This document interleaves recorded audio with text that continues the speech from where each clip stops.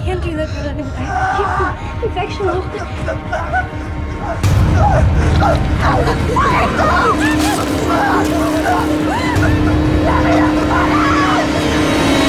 Yeah, I always enjoy coming here.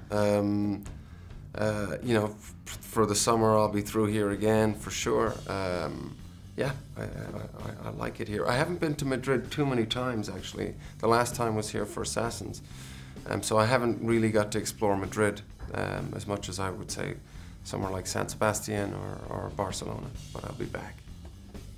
No, I mean, I was just thrilled to have the opportunity in Prometheus, and then shortly after Prometheus was released, I knew that that they were preparing a follow-up to it, and that I would be playing another AI in it, but that's all I knew. Well, David was, pretty interesting because it's been 10 years since we saw him last.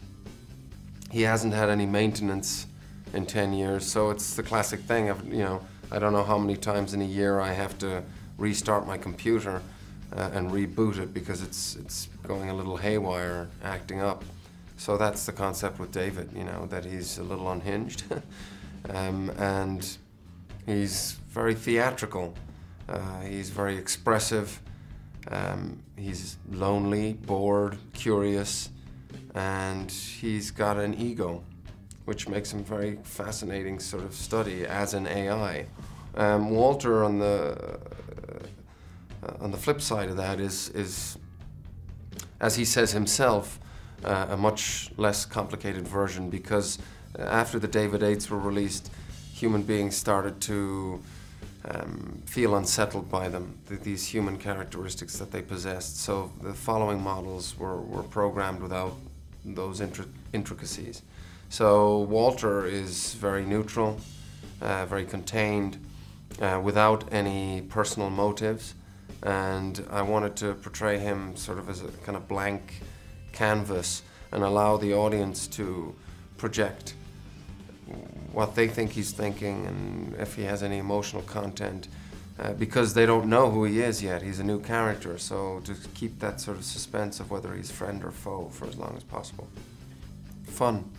I thought it's going to be fun, and I suppose in terms of shooting that scene, it just becomes a very technical exercise.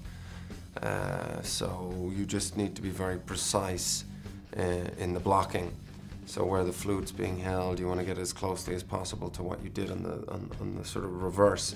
I had a really good double, Tom O'Sullivan, that I could see he was studying what I was doing and bringing these sort of personalities and physicality to the characters. So he was great to play opposite. Do you think you will cross paths with Sigourney Weaver's Ripley in the future? I have no idea. Oh, I knew that answer already. Sure. Yeah, I mean, sure. Yeah, that'd be fun. I think people that didn't like Prometheus, I think they will like it, because I think, for me, I find this a thoroughly entertaining film. I don't think anybody can say it's not entertaining. I think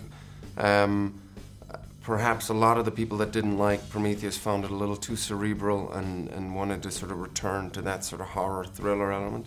Of course, our friend is back, the xenomorph, and definitely for me, it definitely returns to that original sort of alien, the DNA of that film, the sort of the shock and scare elements of it. I don't understand the question, and a lot of people ask it. I don't think it's just about finding an interesting story and a director and engaging in it, and then whether or not the film is good or not is the decider. And I think for me, it doesn't seem like a difficult thing. It's just, okay, this is an interesting script, I respond to it. The director is somebody that I would like to work with, and off we go. It seems to me quite simple.